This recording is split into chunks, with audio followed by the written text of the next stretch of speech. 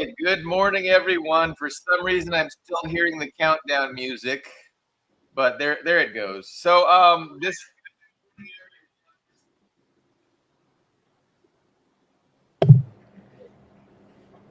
You went quiet. I'm hearing an awful feedback. I might need to leave and come back. This is not a good way to start the episode, but that's okay. A little adversities.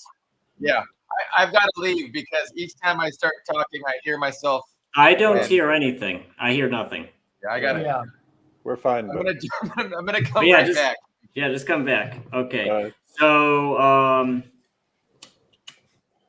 Billy Bob was. We were talking to Billy Bob before the show, and we were going to start with Israel. So I guess we can start on that until he gets back. But so there's a couple big developments in that department. So there was this big back and forth between Biden and Netanyahu in Israel. On one hand, the Biden administration was kind of giving themselves a pat on the back, like, oh, we advocated, we used our leverage, that word everybody loves to say, and we never see any evidence of it. We used our leverage to compel Israel to promise to strike energy infrastructure in Iran in their retaliatory strike. And then today I saw some news from Israel actually walked that back, said, no, that's BS. We never made such a promise, which I found interesting. And then the other major development that I saw was what they're colloquially calling the general's plan. That it's basically complete ethnic cleansing of northern Gaza, and they're just openly saying it. They're not even. And the interesting aspect of that is a lot of people were a lot of commentators were saying that a year ago. That some people were actually saying the October 7th attack was a false flag, or Mossad allowed it, and the IDF allowed it. And I don't know if I don't know if I personally would go that far with it. But a lot of people are saying, this is going to be a justification for ethnic cleansing of northern Gaza, which Israel has made noises about wanting about for a while. If anybody, and you were always shut down as an anti-Semitic conspiracy theory. Oh, that's a conspiracy theory. That's nonsense. They would never do that. Our greatest ally would never do something so mean, And then here we are a year later, and it's pretty much out in the open now. That's exactly what they're doing. So anyone else have any thoughts on that? Billy Bob, how's your audio? Yeah, no, I want to apologize. That was very problematic technical difficulties. I just was hearing, everything that was being said was coming back like 3 seconds later. So it's much better now. But yeah, thank you, Ian, for covering. Co-host Ian Kummer from Moscow. I got Max from Baltimore, Chris from Campbellford, Canada. And we titled our episode. I don't know if you guys said this while I was gone and came back, but it's a real broad topic. It just seems more and more likely that World War III is more of a question of if, not when. It just seems the U.S. doesn't seem to be trying to make nice and figure things out in a peaceful way. So, but. All the fronts, what is it called? West Asia, Ukraine, China. These are all spots that the U.S. seems to want to continue to escalate. So yeah, the biggest thing is, of course, we're all waiting for Israel's response to the October 1st missile barrage that Iran conducted. And, like Ian was saying, the question is, what is Israel's response going to be? Is it going to be something subdued, because there was different reports. The first report was they have agreed to tone it down, and Iran had actually agreed not to respond. There was a report that said Iran had agreed that if Israel launches a limited retaliation, Iran will leave it at that and won't respond. And then that was leaked, and then the allegation was that that story itself caused Iran to backtrack and say, no, we didn't agree to that. And now the most recent one was that Israel's gonna, go big. So anyway, Max, let's hear your thoughts on this issue.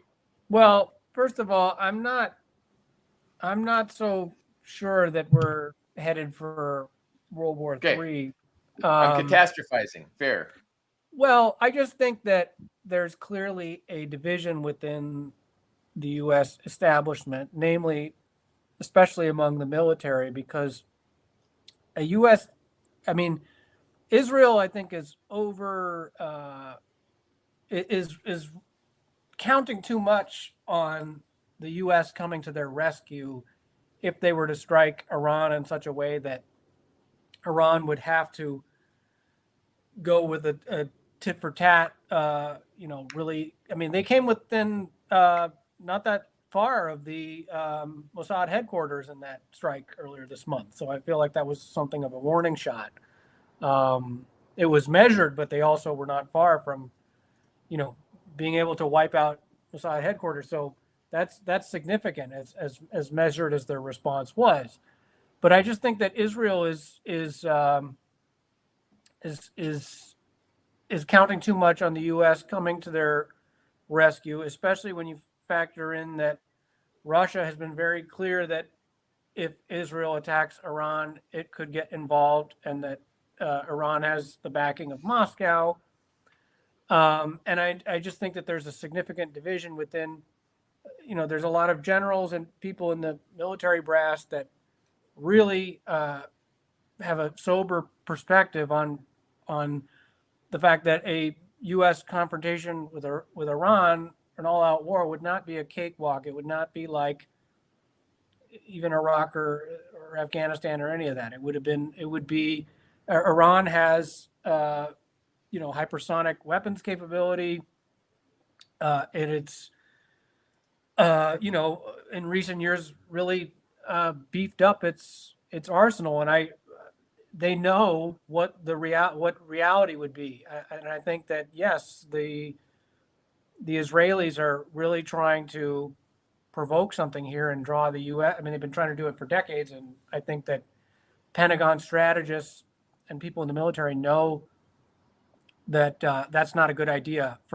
Even though, yes, Israel is a strategic asset in the region, I think a lot of people underestimate the fact that the U.S. would be, at the end of the day, be willing to sacrifice Israel. It's not if it becomes enough of a burden, they will abandon the Israelis, which is why I really push back against the idea that, as strong as the influence of the Zionist lobby is, at the end of the day, they don't dictate all of U.S. policy. And Iran is the perfect example. And I do think that we're headed possibly for a regional conflict that threatens to draw in other players. But World War III, talk about that is very hyperbolic. And obviously, it's a discussion that needs to be had. I'm not dismissing the danger or even the prevalence of insane, of insanity to run in high places. You got lunatics like John Bolton that would love to start World War III everywhere, whether it's on the Ukraine front or in Israel. But I think that there's serious infighting going on about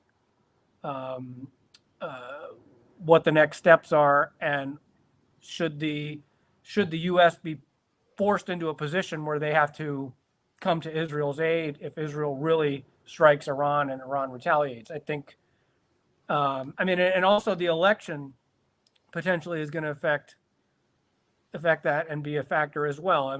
The differences can be debated about how Trump or Harris would respond to that scenario, whether it happens now or come January after Trump is sworn in if he wins.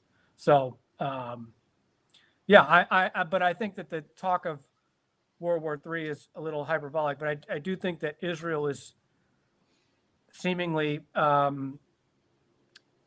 making very desperate moves and trying to force some kind of situation where the U.S. would be crossing the Rubicon. I don't know. It's definitely a recipe for something brewing here that could be a real powder keg. But what that's going to be, I don't know. But I don't think that. I think at the end of the day, the U.S. would choose to protect itself, even if it meant sacrificing, a strategic asset as vital as Israel to the region. Because Iran could, with its energy resources, they could do things that would really impact the world economy if they were to be directly attacked by the U.S. and Israel.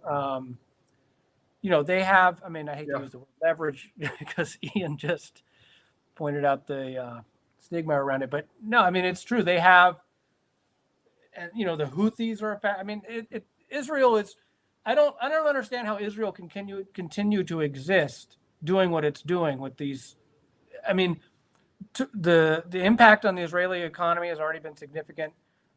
People are leaving in droves at Ben Gurion Airport. Who is going to want to stay there if there's a perpetual state of war where it's constantly, in conflict with its neighbors? I mean, it's not like that's going to die down anytime soon, even if there is a ceasefire. I mean, you can't kill what the Lancet Journal said, almost 200,000 people, and that's almost and probably an underestimate. You can't kill that many people and just be like, oh, truce, sorry. That's a lot, and especially after assassinating Nasrallah. I mean, this is not going to die down anytime soon. Israel has totally isolated itself in terms of the international community. It's just getting impossible for its backers to propagandize and cover up this stuff, these atrocities that they're committing that are being live streamed on social media. There might not be coming back from this. Israel is committing suicide, I think, ultimately in the long run. And I agree with people like Ian Pape and others who are predicting that Israel, certainly not the state it's in now, will exist in 5 to 10 years. I don't see how that's possible if it continues this direction. Well, let me ask this. So, I mean, what precedent is there for saying the USA won't back Israel? I mean, since the 1960s, when has the USA not backed Israel? Never. I mean, it's always backed Israel. It saved its neck in 1973 when Israel was defeated by Egypt, without the American Air Force coming in, because all the Israeli Air Force was destroyed. Everything, every aircraft was destroyed. So the Americans sent in their planes with American pilots and put Israeli markings on them and saved the day. Otherwise, Israel was defeated in that war. They turned that around for Israel. I would hope that Max is thinking that there is opposition inside the American military sector for a major attack is correct. I don't know. Maybe there are some people like that. Well, we see like Gregor and all these people who have insight into these things. But if you assume that the United States controls Israel and orders it what to do, not the other way around, then if Israel strikes Iran, you know that they've been told to do so by the United States. And when you see in the press all these discussions, Israel's and the United States have agreed that Israel can do this, and we agreed Israel can do that or not do that, you see who the master is.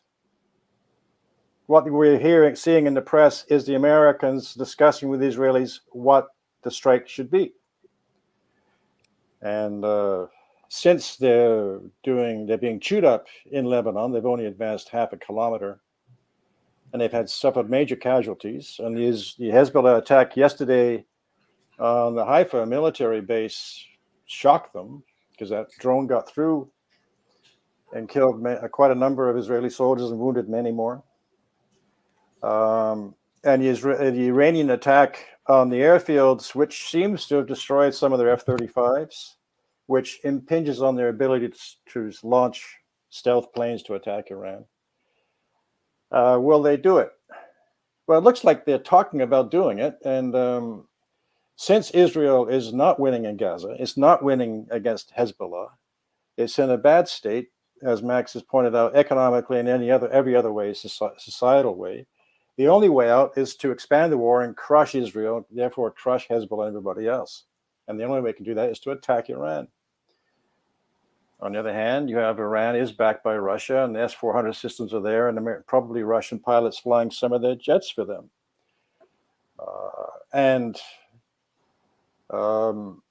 Now the Russian defense minister is visiting China with the Chinese defense minister yesterday and today, discussing things. Putin just presented to the Duma a request to ratify the treaty between Russia and North Korea as a military alliance. You have the serious drills against Taiwan by the the Chinese forces in the last 2 days after they stirred up trouble again. So one can think that World War III is looming as all these crisis points are getting hotter and hotter and hotter. The Chinese are losing patience with Taiwan. Russia's withdrawn its ambassador from the United States. They haven't appointed another one, which is usually done simultaneously. Antonov was withdrawn. They say his term expired because he was retiring. But in any event, it doesn't matter. He's being withdrawn and nobody's being sent in to replace him. Nobody's been named. Peskov said the other day that when he was asked, does this mean there's been a downgrading of relations? He says, well, not really. We'll appoint another one in due time. Well, when's that? Right now, there's no Russian ambassador in the United States. He's being withdrawn. It's not a good signal to me. When Russia withdraws its ambassador, it doesn't appoint another one. There's trouble brewing. So this is like our panel here is illustrating the complexity of the situation, because both Max and Chris are making rational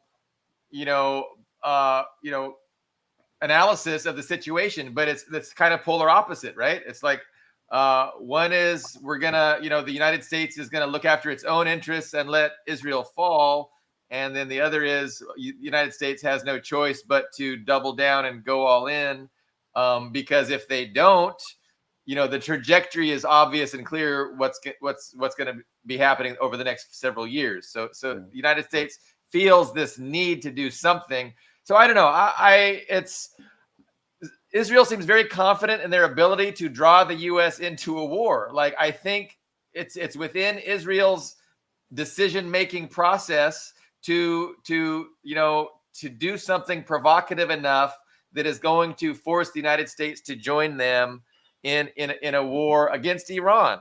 And I don't know, it just seems like it's not really up to the United States. But on the other hand, we do have leverage. We could say no. We could put a stop to it. But like Ian was saying, I've never seen that happen. I don't see that happening now. Everybody is just giving total lip service to, hey, Israel has a right to genocide. Israel has a right to, But no, thanks, guys. A great analysis from Max. Great analysis from Chris. That's really good stuff. I mean, just to follow up on what you're saying, I mean, it's not just. I was watching Scott Ritter on Andrew Napolitano's show, and he was saying that Iran not only is not afraid, clearly has demonstrated they're not afraid to stand up to the U.S. and Israel, but that they have the capability to totally destroy Israel in a matter of hours with their ballistic missiles. And they could destroy the, everything you're talking about with the energy resources that Israel is, they're going back and forth about whether or not they promise not to hit energy infrastructure in Iran. Iran has the ability to hit Israel's energy infrastructure. It's power plants and Do you think Israel just learned that, or do you think they knew that previous? Well, because some of them, they have to know that, and that's what I'm saying. That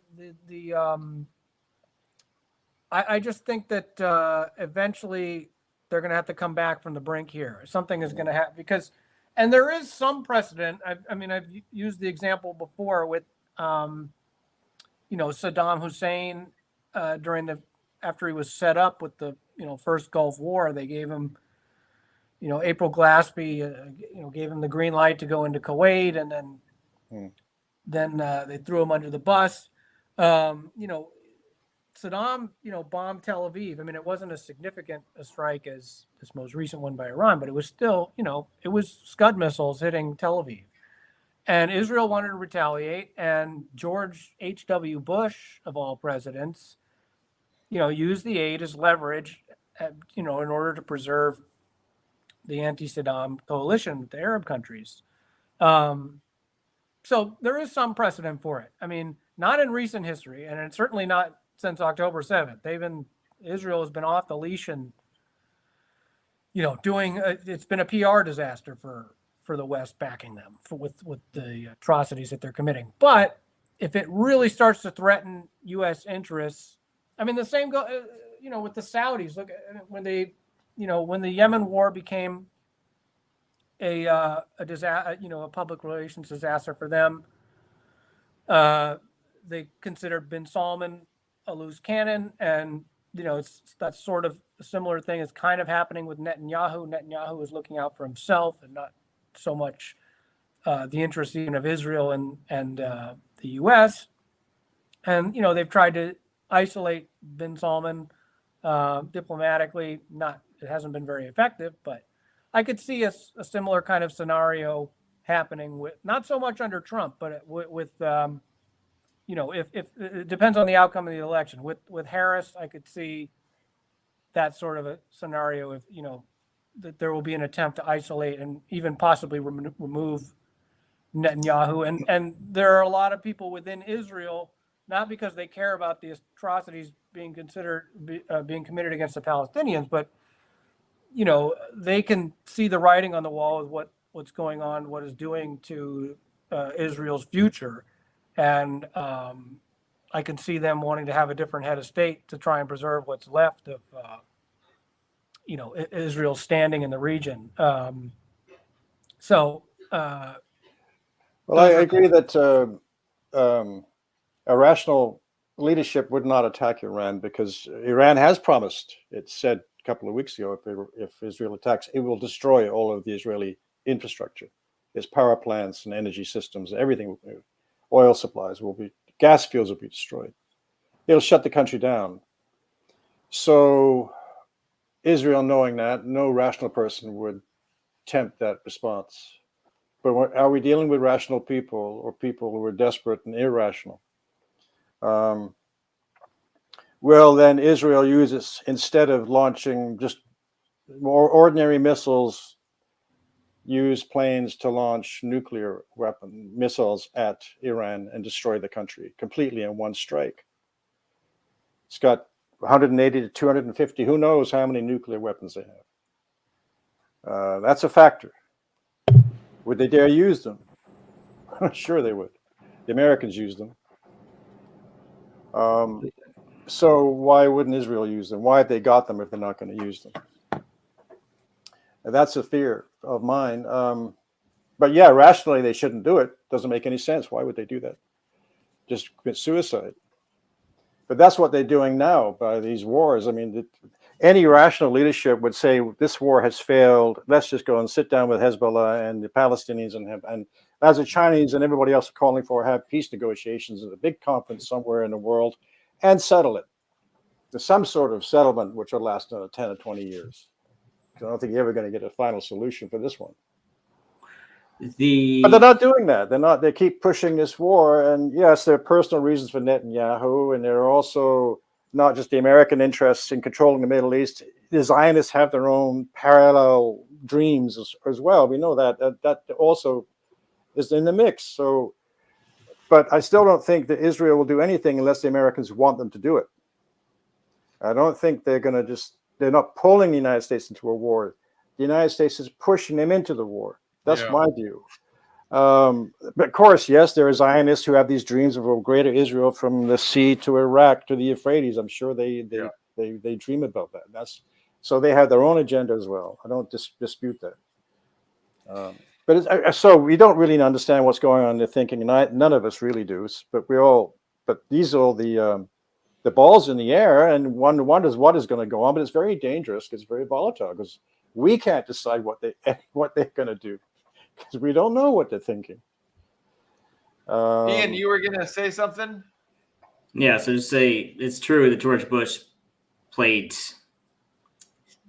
showed restraint with the Scud attacks, but look at what happened to Bush. He's a one-term president, and I would say is actually pretty extraordinary considering the Gulf War was basically the USA's only notable military victory since World War II, but he was still a one-term president. And then his son reinvaded Iraq, which was extremely contrary to American interests. It was, however, exactly what Israel wanted. Saddam was considered by Israel one of their major regional rivals. And what Chris said about the nuclear deterrent, I think it's a true statement that any nuclear power would use the nukes in the face of absolute defeat. No country would willingly be destroyed with the nukes unfired. Well, South Africa had nukes. Well, they weren't destroyed as a country, though. They did willingly, as they are one of the extraordinarily rare cases of a country dismantling their nukes. But that's not. I wouldn't say that's a comforting precedent for someone not firing the nukes in the face of an invasion that's threatening to liquidate the country effectively. And also Israel has the Samson option, and that's troubling because the official stance of the Israeli government is to not confirm or deny the nukes, but Israeli academics, Israeli mouthpieces are quite open with their statements that they wouldn't just nuke the Arab states, they would also nuke the European states, like Professor Martin Van Creveld out of Jerusalem University has quite openly said that we would nuke European capitals if Israel fell. Why would they do that? Well, it's literally a Samson option. Samson was dying, so he pull down everything. The temple on everybody, yes. And it's true. You have to also look at it from the Zionist perspective. From the Zionist perspective, Christianity is just as much, if not more, of an enemy than Islam. And if you look at what Zionist mouthpieces, they're still mad about the Roman suppression of the Judean uprising 2,000 years. I mean, they're still mad about it, which is kind of amazing. And they see European countries as the successor states to the Roman Empire. So you're talking about religious fanatics. So, so if Israel was actually collapsing, on the verge of absolute defeat, I would not put it past them to, nuke Iran, nuke everybody else in the region, and also fire some missiles at Rome and whatever other European capitals they have in range, because we don't know what's in range, and we don't know how much of it is a bluff either. We also have Trump. We also have Trump. Go ahead. Sorry, I didn't interrupt. We also have Trump just a few days ago saying that if he was in charge, he would bomb Iran right now, and Israel should bomb Iran. So I don't see where we're going with either Harris or Trump. What the elections have to do with anything with vis-a-vis Israel, because they seem to both be all on the same page. I think they might be timing. Israel might be timing their response to have maximum impact on the election, which is November 5th or something. It's pretty soon, and so their response will be timed to maximize, chances for Trump to win. And I think Netanyahu probably would be way more happy with Trump. But what are you saying, Max? Well, I just think we have to not forget that the only time in human history that nuclear weapons have been used was by the United States in Japan when there was no mutually assured destruction. I'm not trying to dismiss the insanity within the Israeli leadership, but yes, I don't necessarily put it past them to consider that option if Israel as a state, as we know it, could potentially not exist as a last resort. But that would also, that's not, using the nuclear weapons in that situation wouldn't preserve Israel as a state either. In fact, it would mean their destruction. They would mean that, because Iran, I don't know if they have nuclear capability. It's disputed that supposedly their nuclear program does not have a military component. But given that in recent years, Biden didn't they didn't re-enter the nuclear deal. They may have that capability and we don't know it, but either way, there's regional powers that would come to their aid that have that capability, certainly. So the nuclear deterrent factor is there, and they would have to be truly insane because to use nuclear weapons against any of their neighbors, because it would mean their own destruction. So, I'm not trying to. They're getting destroyed anyway. That's the nature of Israel, but I don't. I don't. And that's why I brought up the example of South Africa. They had a nuclear program, and that scenario was raised. It's used to hang over, like, oh, we can never get. There was a time where it was unimaginable that South Africa would. Apartheid would not exist, and that came to be. So I don't see why that's not possible for Israel, even counting the fact that their leadership is religious fanatics and all that. What about, not to change the subject too much, but what about Chris's suggestion that anything that Israel ends up doing against Iran is going to be something that is the United States wants them to do? So, is there a situation in which the United States is looking for a way to start to consolidate some gains, because they're not doing so well in Ukraine and they need some wins, and they're thinking, this is gonna be our gateway into a broader new paradigm, a new world where it's, everyone for themselves, and the U.S. is going to say, to hell with these international law, international norms, and, we're just going to, every option is on the table to pursue our own interest. And, the gateway is, first, we're going to do our best to destroy and regime change Iran, put the Los Angeles Iranians back on the throne. And that's going to be our first victory. And then from there, we're going to move on to other places. Like, this is maybe a wet dream of, the Israel First kind of contingent, the Israel First faction, in the Western ruling establishment is, hey, as far as priorities go, let's make Israel our top priority. And then once we win there, we'll consolidate, and then we can move against, double down against Russia, maybe double down against China. Anyway, and so, which path to Persia was the paper from 2009 or something. I forget which corporation, which think tank came up with which path to Persia. But they really did lay out how we're going to allow Israel to work as our proxy, and we're going to have plausible deniability. And this will be our avenue of regime change in Iran without getting a lot of PR blowback, because we're going to be able to blame Israel for it. Brian Berletic's great. He's advancing that. I like that. It makes a lot of sense. But other analyses make sense as well. Yeah. Well, it's difficult to say. All these things are. Any rational person can accept any of these arguments because they all seem logical. But I think we're at the point where the United States, as a claimed hegemon of the world, is realizing it's losing it rapidly, and so it's engaging in these wars in Ukraine with Israel, Iran, and then things against Venezuela and China in the Pacific. And they're right now, they're confined as regional wars or regional conflicts. Anybody thinks each one can be solved independently of the others, but that's not how the Chinese, Russians, Iranians, and North Koreans are seeing it. They're seeing themselves as one bloc being attacked. and they have allies in other places.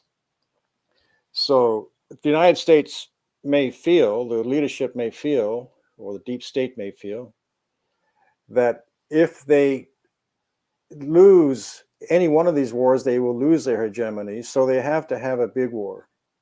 They have to dominate, they have to crush Russia and China once and for all, right now, before it's too late.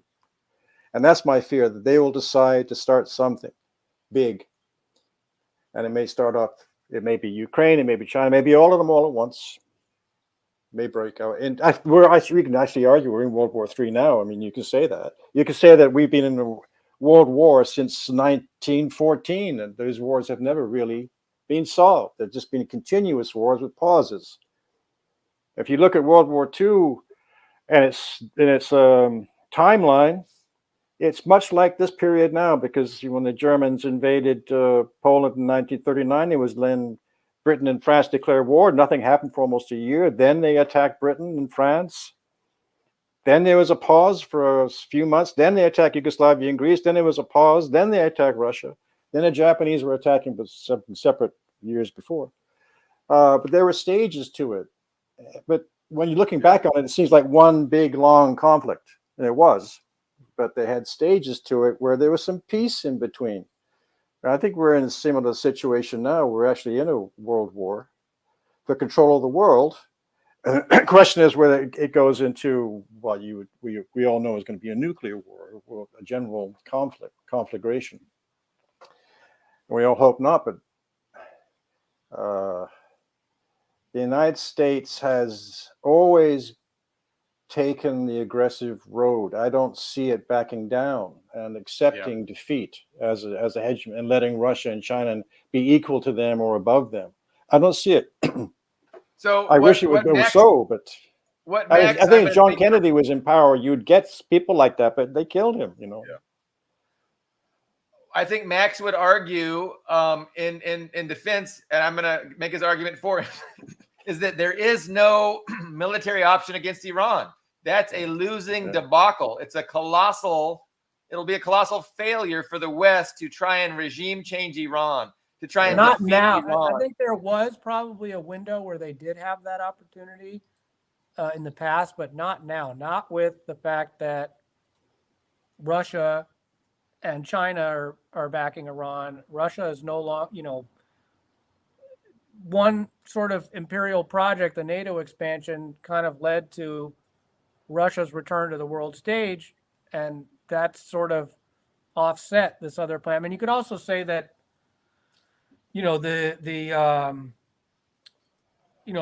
plans for a greater Israel are, also a part of U.S. strategic foreign policy in the region. And if you look at something like, there was this paper, I believe, published in the 80s by an Israeli academic, I think, or strategist called the Yanon Plan, that really lays out a lot of the balkanization and the infighting that's taken place in the Middle East the last several decades, which a lot of those, the Iran-Iraq war, the Sunni-Shia divide, the Wahhabism, seemingly conducting a genocide of Shias, many people have argued. The divisions that have been fostered in the Middle East, that was kind of part of, and also the plans for, independent Kurdistan as well. That's why a lot of people a lot of analysts consider the Kurds to be a Israeli strategic asset as well. But a lot of that has been thwarted by, first of all, Russia coming to Syria's aid in the Syrian war, and that's sort of put a wedge in, Israel's plans for the Middle East to carve it up and balkanize it and make it, they want to take parts of Lebanon and Syria all the way to the Euphrates. And a lot of those plans have kind of been thwarted. And as far as the U.S. being in a position to attack Iran, I think they're not, at least not right now, and not with the way that they have, the axis of resistance has stood up to U.S. hegemony in the region. I don't think that they're any longer in that position, and the failure of U.S. Other U.S. forays in the region, Afghanistan, Iraq. They failed in their attempt to conduct regime change in Syria. I mean, there's the Israel's plans for greater Israel and U.S. foreign policy in the region. They're very much interwoven, but they do have points where they diverge. The U.S. also, because of the war in Syria, has seemingly lost an ally to some extent with Turkey. I mean, Turkey is also a factor, and they've warmed in relations with Russia, and they seemingly want to join BRICS. I don't believe Erdogan, any of his lip service he pays about helping the Palestinians, but you even have Saudi Arabia dropping, the dollar and moving in closer relations with Russia and China. So, I mean, the U.S. I just don't think that the U.S. is in any kind of strategic position to directly attack Iran.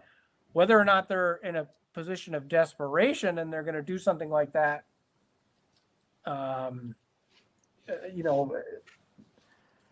that's another argument. But from a rational standpoint, I don't think U.S. Pentagon strategists are sitting there thinking that a direct attack on Iran would be a good idea. I mean, they're not stupid. But are they smart enough to realize the desperateness of their situation? Like, isn't the United States, isn't the Western Empire there have been internal. I'm not saying that that's the consensus, but there have been internal papers published by, basically spelling the doom of U.S. hegemony if we don't make changes. It's not exactly a secret. I don't think. Well, is it though? I mean, who is saying that though? I mean, hearing a lot of, well, they're desperate, well, they're losing. I mean, who? I mean, if I went to the White House right now and interviewed every single person in the White House, how many of those hundreds of people would say we are losing in the Middle East or we are losing in Ukraine? Would I be able to find even one person who would say that to me? I mean, I don't know if I can answer that question. I do know that you have certain, I have seen certain think tanks, and I've seen it's not exactly a secret that the U.S. is bogged down and has overextended itself. I think that's pretty much universally recognized. I mean, the Ukraine war is not going as hoped.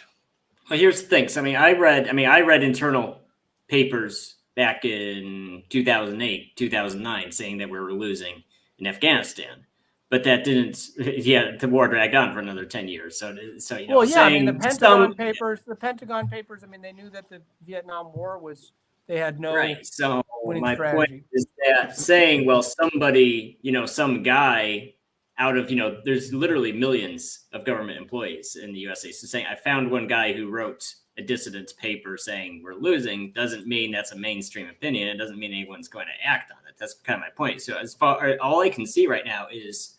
But when you're talking about a move that would mean existential, that would be an existential threat to your own, directly attacking a country like Iran, or giving the green light to Israel to use nuclear weapons against Iran, which there would be no coming back from something like that. I mean, well, we got I hope you're right, Max. I mean, I don't say you're wrong. I can't because we don't know, but the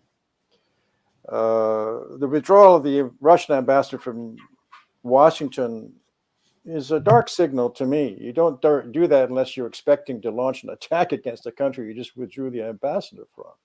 Why would you withdraw him, except for safety? Maybe they'll nominate another one, but the delay is worrying. And the Americans are now talking with Zelensky. I hear there's going to be a meeting with Biden in Ramstein somewhere with Zelensky soon about maybe approving long-range strikes into Russia. I mean, and we do that, you're going to get a nuclear war in right away. But they seem to be thinking about it. Why are they even discussing such an option? Why is the war in Ukraine going on when obviously the Ukrainian army is defeated?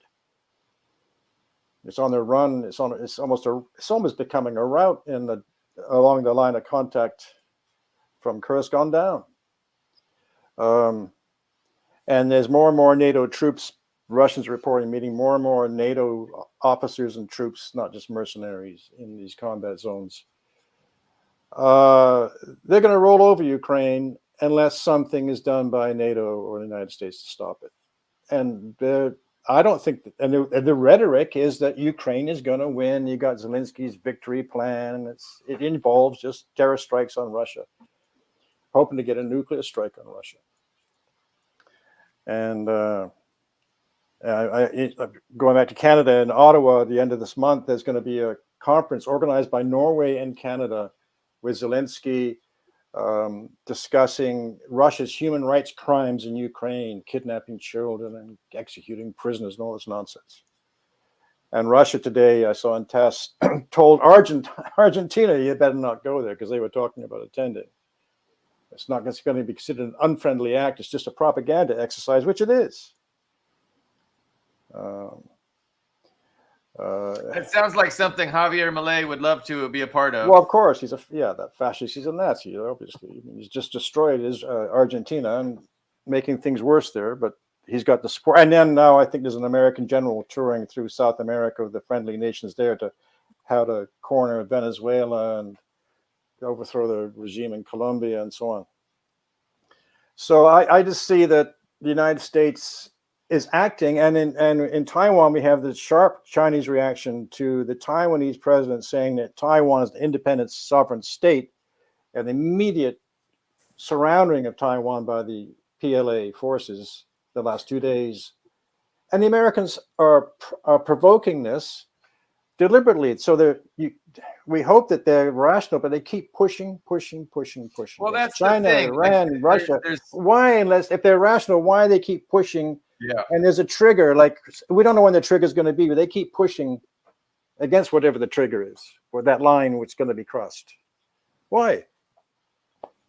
Why would anybody? Why not just let's have a talk? Why can't we just all settle these problems? So, and the thing is, Iran understands that Israel doesn't do anything without the say-so of the United States, and so Iran has said if Israel attacks, in a big way, their energy platforms or infrastructure, that they quite possibly are going to respond and attack United States bases in the area, not with just proxies, but with their missiles. And so at that point, you could see our world changing forever, because you can see the Western press is waiting for the green light to start promoting war, and that could be war against Iran, and things will just change. Like today, it will be totally different than that next day. Like these PR offensives, like with 9/11. Remember after 9/11, it was just everybody was full bore. We're going to attack Iraq. We're going to attack Iraq. And like dissent wasn't tolerated. So they're waiting for the green light to promote their new propaganda offensive to do whatever the plan is. And so that's kind of what we're discussing. Well, what is the plan? But, it seems like Iran could be the plan. And we might see that very soon, with an October surprise right before the election, trying to get Trump in office. And then if all of that happens, what is Trump going to do? Is he really going to, put his money where Sheldon Adelson's widow's mouth is? I don't know if that made any sense. Well, but you're right. Well, you're right. And Max is right in the sense that, of course, if they attack Iran and there's a war, the Straits of Hormuz get shut down, there's oil supplies are cut, the price of oil goes with $300 a barrel. It's a disaster for the world economy. Now, the United States is a net global energy exporter, so we're actually an energy exporter. It's struggling to do that. But let's just say that we're in a what would be position. the what would be the benefit? What would be the benefit of such an attack? not. No, hold I on. don't. What would be the benefit of such an attack? The benefit would be it would destroy the oil supplies to China. China would be destroyed immediately. The economy would collapse immediately because they only have their oil supplies. 80% come from the Middle East. You cut those supplies. The United States is in a position to tolerate that, and I think that's part of how they've become.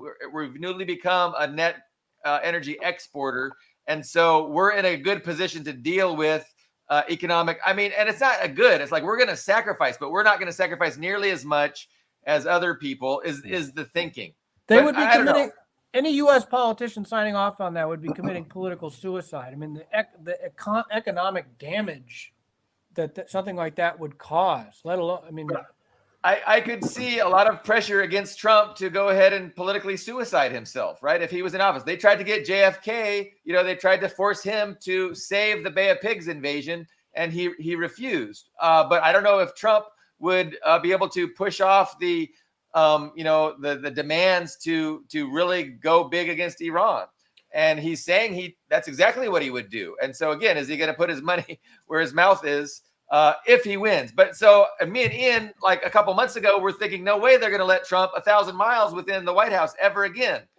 Be damned by what, how people vote. Nobody cares how people vote. Doesn't matter. Trump will never get in the White House. And now I'm having second thoughts, as always. Well, I'm not sure why. To be honest, I don't know why you're having second thoughts because, as far as Democrats go, I haven't seen this mass exit. I haven't seen anyone say we're going to boycott Biden. As far as I can tell, if you're a Democrat, for Democrats, genocide is not a deal breaker for them. I think if there's any one lesson from the past 12 months is that genocide is not a deal breaker if you're a Democratic voter. If you're I've seen people saying that, but I don't think even most of these people doing pro-Palestine protests, I think the majority of them are, they do these protests. It's almost like a form of virtue signaling, and then they go and vote for Kamala. That's the unfortunate reality that I don't see this hurting Kamala very much, if at all. And just say the military budget in the United States since the Second World War has not been a destruction of the United States economy for most people. And people have tolerated it all these years. They've said nothing about it. I mean, people protest, but the budgets were almost $1 trillion. And yet you can't really, now they're saying if you say they're not helping the people in Tennessee and North Carolina and Georgia from all these hurricanes, well, now you're a conspiracy theorist. Well, is there any help compared to what the Chinese or the Japanese doing as a major disaster? They send all sorts of thousands of people in to help. I don't see that there. So, and the Iraq War, the Afghan War, and all these other wars, Vietnam War. The Vietnam War bankrupted the United States. That's why it went off the gold standard, because so it could just print money. It was bankrupted. Nobody in the United States I saw on the streets protesting the destruction of their economy and inflation, which has risen ever since. Because they're brainwashed. Most people just don't. They live day to day. They don't understand why the prices are going up, and they just struggle to get by. And wars, I would like to think Max is right. I hope there are people out there. I mean, there are people out there. Max is one of them, obviously, Ian. But I don't see enough of them to take that tack. I think they could quite, like they did in when their oil prices went up before, in 1973, when Saudi Arabia and OPEC arranged the oil embargo of the United States. That was a result of American policies, and that was predictable. But the Americans pursued those policies, and there was a reaction. And people got angry about the rising price of oil and gasoline and so on, but they still did it. I don't see that being a factor, really. Well, I think if they want a war, they'll have a war. Yeah, there is no way that the United States is able to maintain, its global hegemony without causing a global economic crisis. Because if you're going to hurt China, you're going to hurt yourself. And so the U.S. has resigned that we're going to we're going to have to sacrifice. And guess where that sacrifice is going to land, heaviest on is going to be, of course, the working people. But they're willing to do that. And they're pretty certain that the United States working class will sacrifice in silence as we do. So I'm pretty sure that Medicare and Social Security will be next on the chopping block. Sorry, we can't afford that anymore. Yeah. We're at war, guys. There's a global economic crisis. We can't afford these things. I mean, exactly. And that's going to be hit home by all the establishment media. And then they're going to start cracking down even harder on social media, so people don't, complain too much. But Trump, I think they like Trump because he's going to be the figurehead, the evil figurehead that's going to be the cause of the problems, because he's going to be the one bellicosely going to war in Iran, and you can blame him. He could be the scapegoat for all the bad things that happen. I don't think Kamala even wants that. She might, they might be still resisting. Who the hell knows? But that's why I'm rethinking that they don't want Trump in office. I'm thinking that it's definitely plausible that he does get in, and if he does, the question is he going to go to war with Iran like he's really out loud saying he's going to do, and it needs to happen. Well, my response to that is the same as what I said to Max. I don't see that. I mean, you have fringe voices like us or Scott Ritter who say a war with Iran would be a disaster, but I don't think that's a mainstream belief.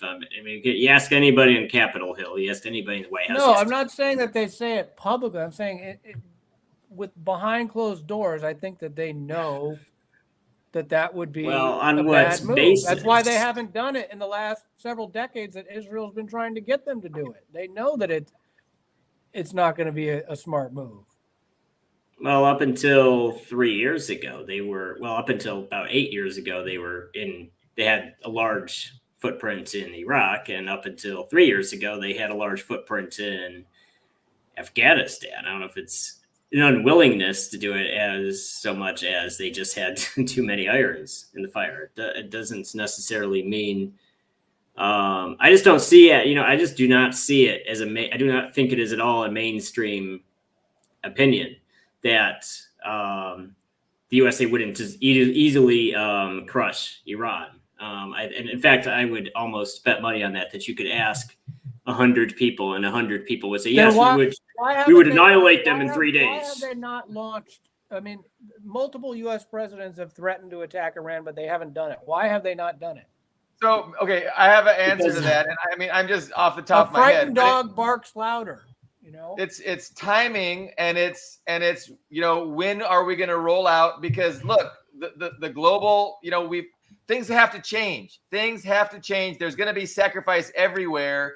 How do we enter into this new paradigm, this new reality? And the timing wasn't right? Like, I mean, it's about timing. And so, there's planning. And I think that, they might be ready. Okay, well, let's go. We're going to need a global economic crisis. We're not going to hurt China without a global economic crisis. Yeah. We're not afraid of a global economic crisis. We need a global economic crisis. So if we need that, if that's the thinking, then it becomes just a matter of timing. When are we going to schedule the implementation of this global economic crisis? And I think that time might be coming. But and remember that really smart if it happens. And remember that they hope that the sanctions, the embargo, the economic war against Iran would bring down the government there, which has failed. But that's why the sanctions imposed because of the so-called nuclear were just a pretext. The nuclear program was just a pretext to inflict economic embargo on Iran. They didn't give a damn about nuclear weapons. They got nuclear weapons. I mean, Iran could say, why should we get rid of our nuclear weapons if you haven't? This is stupid. That was just a pretext to impose sanctions, economic warfare on Iran, and crush its economy. It's made life miserable for many Iranians. Let's face it. This caused a lot of unrest there. And they almost succeeded in bringing down the government. So that hasn't worked. But they're now going to. So now they may be switching to another tactic, which is direct war. We don't know, but I'm saying. But the idea we don't. I guess we're looking at shadows, like Plato on the wall of the cave was saying shadow. We don't see reality because Max has got one view, we got another, and who knows who's right? Because we can't see we don't have all the information done to really analyze what's really going on behind the scenes, because we don't know.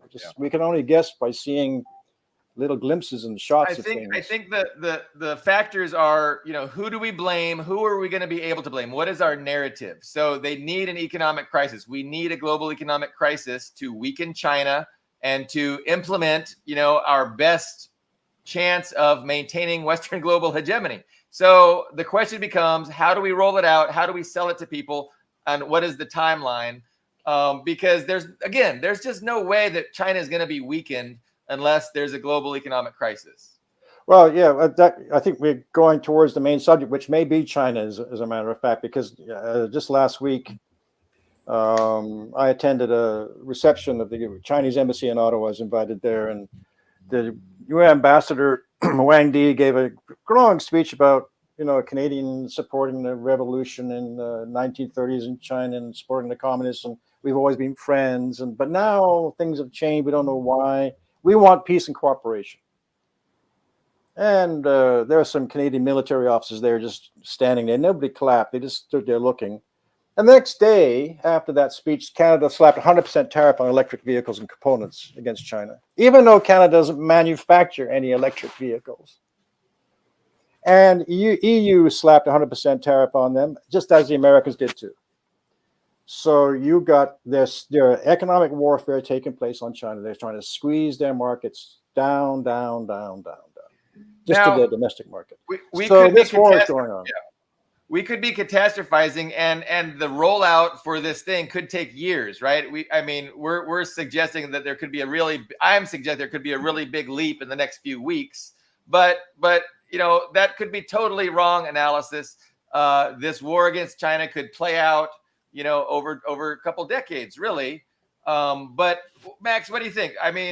Well, by that time, China is predicted to overtake the U.S. economically by the end of the decade. No, that's what the think tanks are saying. Well, but COVID, the response to the COVID, but really,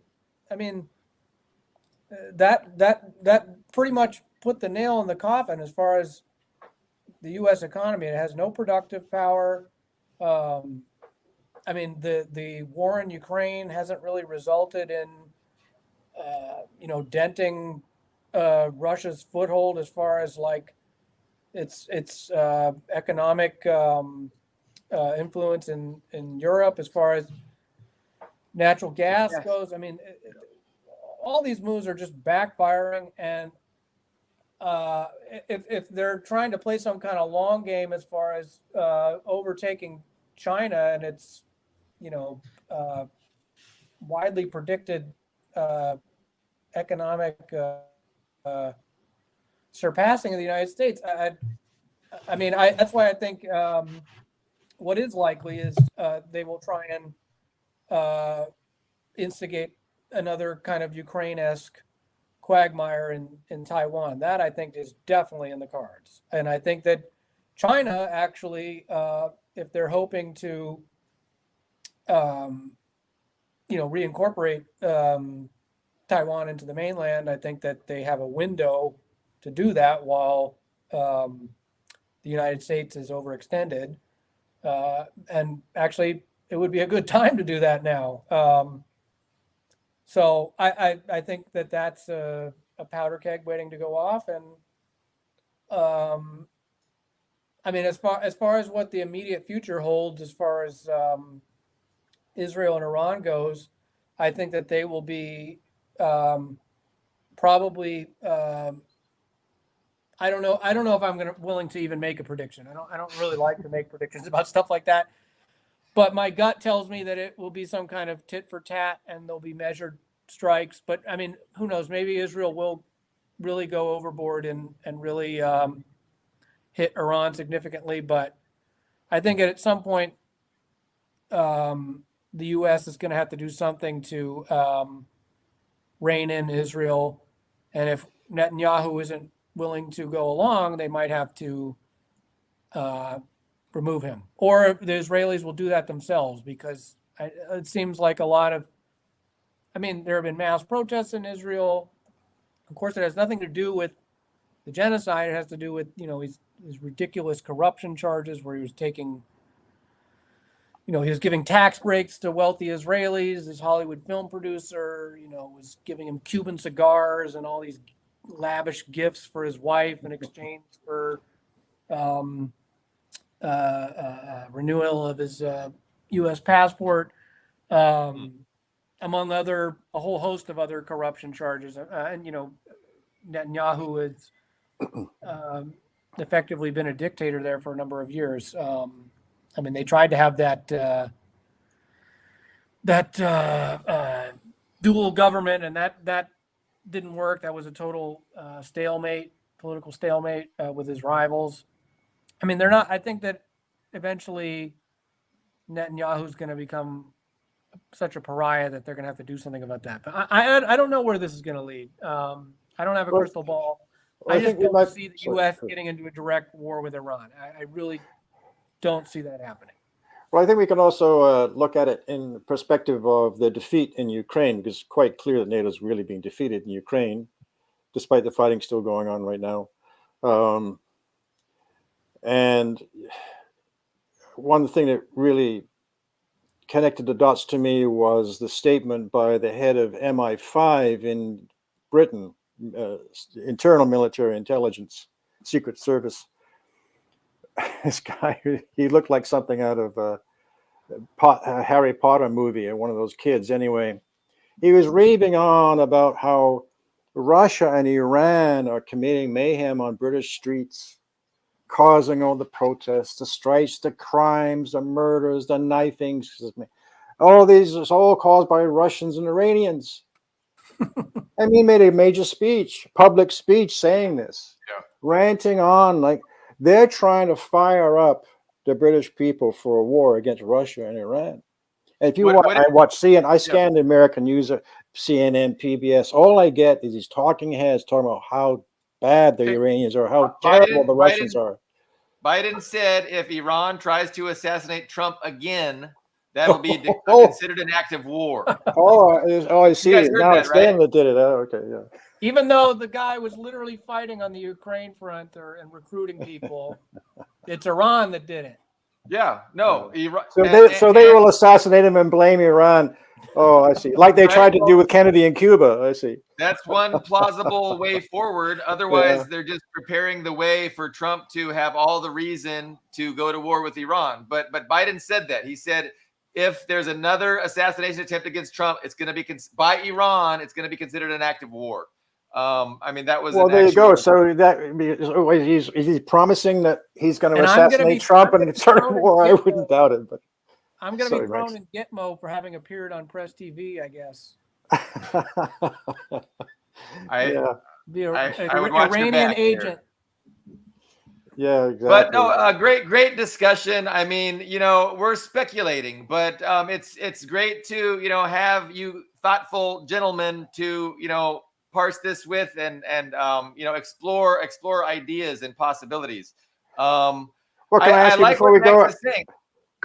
Sorry, Bobby. I just wanted to ask you what's your opinion of what's going on in the elections right now? Because from outside, it seems very strange to us up here. But who looks like they're going to win? Anybody, or does it matter?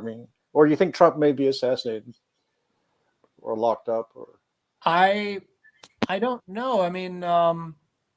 I think that I share some of the.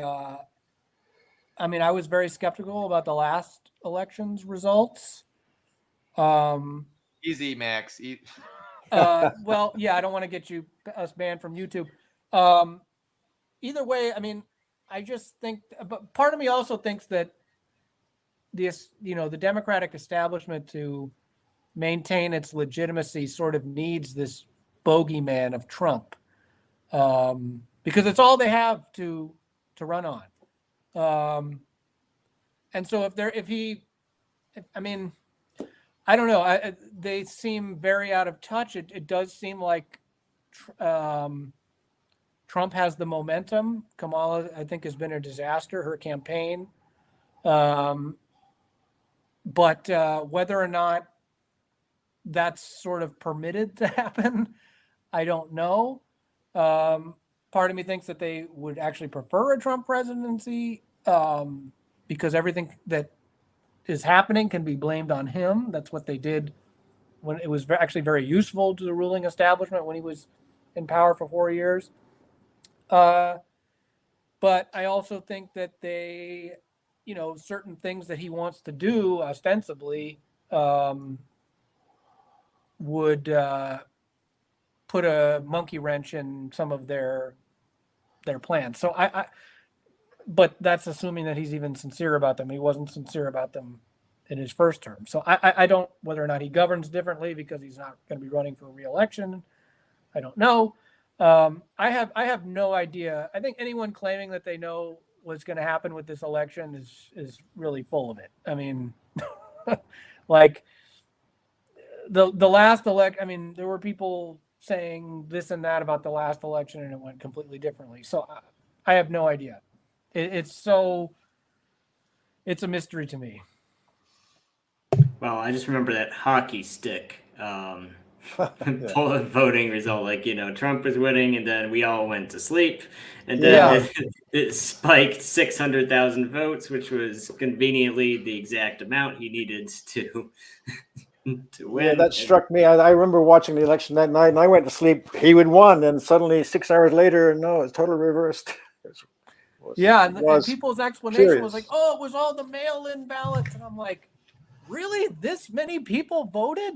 Like, all at the same time, right? Over 80 million something. I mean, the jump in the numbers alone made me skeptical. I don't believe that many people voted for Trump or Biden. I mean, right. the amount of the numbers are such a huge leap from the 2016 election.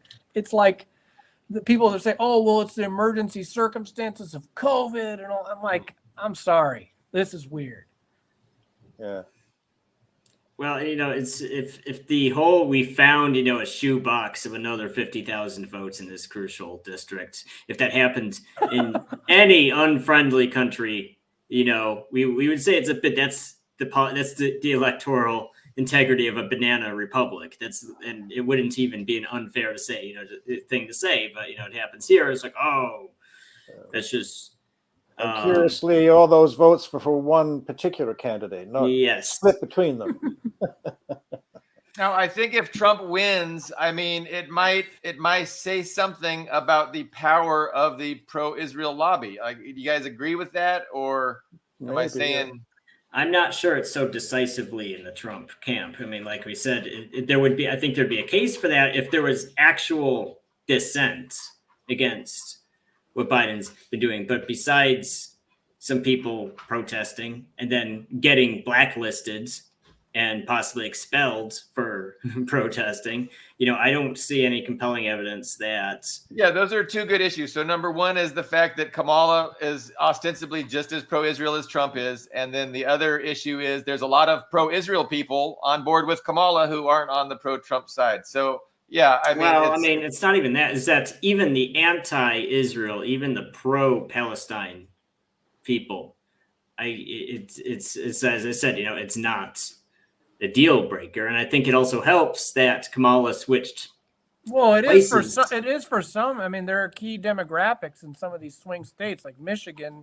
There, the Arab vote, the Muslim vote is significant. That's a closed state. It could end up having an impact. If the election comes down to, if it's this neck and neck where it comes down to one or two states, that could be a significant factor. The problem is that the concept of a protest vote. I mean, we understand it with Russia, like when Navalny told his supporters in their Duma election to vote, just vote communist regardless of who it is. We understand, Western people all understood that. But if you say, you know what, I'm just going to vote for Jill Stein, or God forbid you say I'm going to do a protest vote, I'm going to vote for Trump. They'll tear the people in your own echo chamber will tear you apart. They'll tear you to pieces for saying that. It's very much a matter of tribal loyalty. It is vote blue no matter who.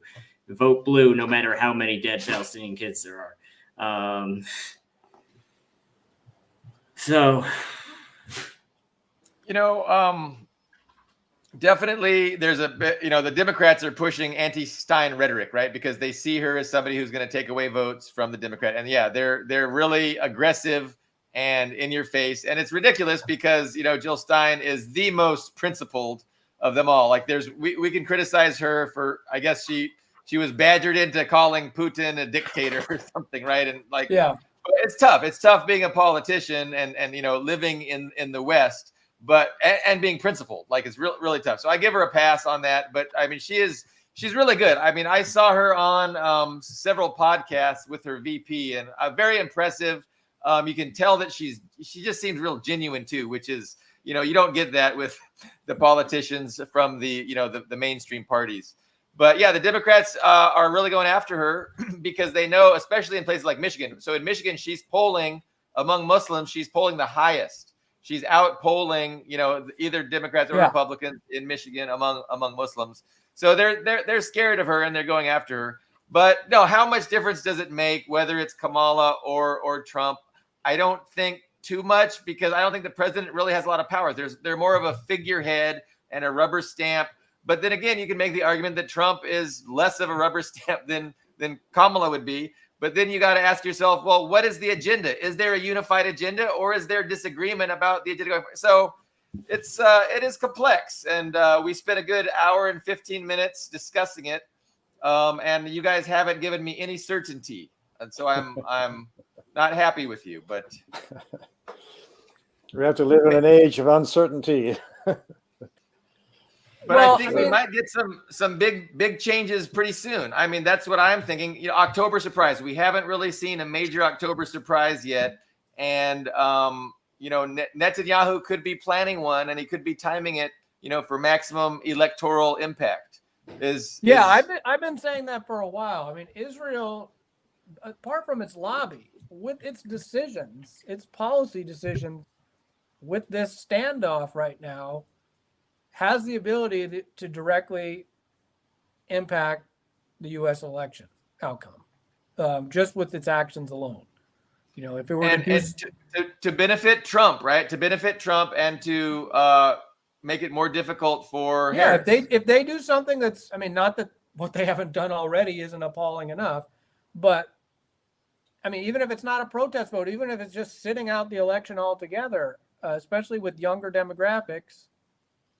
Israel has become extremely radioactive, and I can see a lot of people just being so dismayed that just not. I mean, yes, of course, the Democrats have their core cult vote, but I can see people it reaching a point of no return. I mean, yes, I agree with Ian that. I mean, and I've encountered them myself. These people who, what Israel's doing is not, or somehow is not a fucking red line. There is no red line that that the Biden administration can cross for these people to swear off their blind allegiance to the Democratic Party cult. I completely agree about that. But there are some people, I think, significant enough in certain places that are key to the election outcome that could impact the vote and enough. If what Israel is doing, especially if it's something really insane in the next few weeks, I don't know. We'll have to wait and see. Yes. Okay. So we will wrap it up. Everybody okay with that? Anybody have any last thoughts before we reconvene on Friday? So yeah, we had a lot of discussion, a lot of live viewers. Everything is relative when I say a lot, but a lot for our normal program. So thank you very much, and we will see you again on Friday for episode 118. Thank you.